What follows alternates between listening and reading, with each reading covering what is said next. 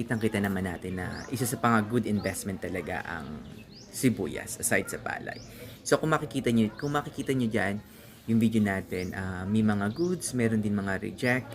Pero as you can see talaga, malawak talaga yung tinamnan. So today is the harvest time. Kung the last time binidyo natin yung video, binlog natin yung pag-start pa lang ng pagtatanim, pagbubunot. So ngayon naman, yung time ng pag-harvest ng effort talaga. So natanong kong ilan, 42 pesos po ang kilo ngayon ng sibuyas.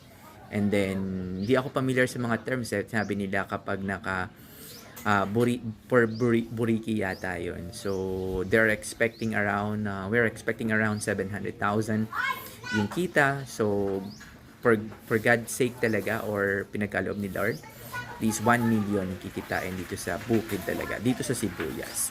Ito po pinagkakabalahan dito sa Nueva Ecija.